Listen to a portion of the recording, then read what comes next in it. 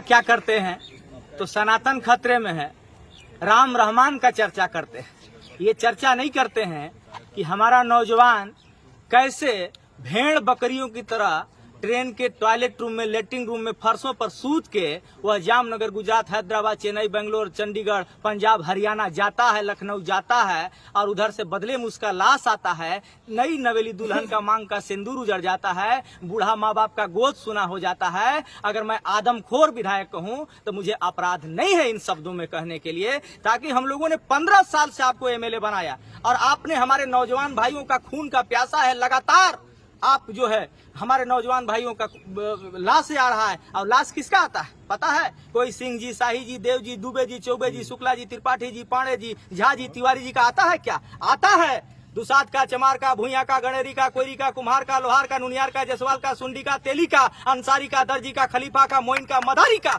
ये सवालों का जवाब कौन देगा? अगर इस सवालों का जवाब अगर नहीं देगा तो भनातपुर विधानसभा के सीटों पर बैठने का तुम्हारा हक नहीं बनता है। यह मैं आह्वान करना चाहता हूँ। इसलिए साथियों मैं कहना चाहूंगा कि बहुत बड़ी मुद्दा है। जब हमारी माँ बहनों का गोद सुना हो जाता है, नई नवेली दुल्हन का मांग का सिंदूर उजड़ जाता है, इसका जवाब दे कौन है? आप 5 किलो आटा देते हैं, 5 किलो रिफाइन देते हैं और फोटो खिंचवाते हैं। इससे पहले क्यों नहीं पूछते हैं कि भाई तुमको समस्या क्या है? तुमको बेरोजगारी का किस आलम को, दर्द को झेल रहा है? लो तुम 5000 एगो गुमटी खोल लेना, लो तुम ठेला लगा लेना। लेकिन हमारे भाइयों का जब डेड बॉडी आता है तो इन्होंने वहां घड़ियालुवासी अपने लोगों को भेजते हैं, रिफाइन देते हैं 5 किलो, आटा देते हैं 5 किलो, चाउर देते हैं और फोटो खिंचवाते हैं। अरे शर्म करनी चाहिए आपको। तो विधायक के पद पर चुनाव नहीं लड़ना चाहिए। आप कहते हैं विकास पुरुष हैं।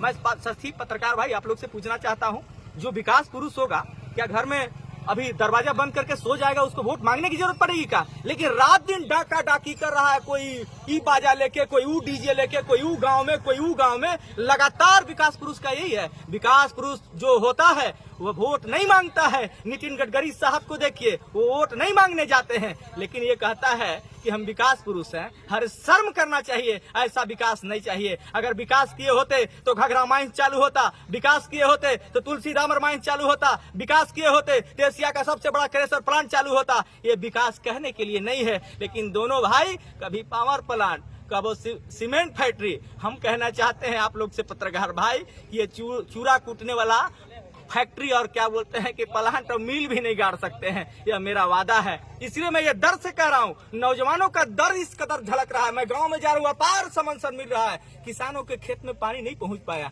किसानों का अनाज का दाम इन्होंने सवाल नहीं उठाया। सड़क से लेकर के सदन तक केवल राम रहीम, केवल रहमान, इस सब कह देने से समस्या का समाधान है क्या?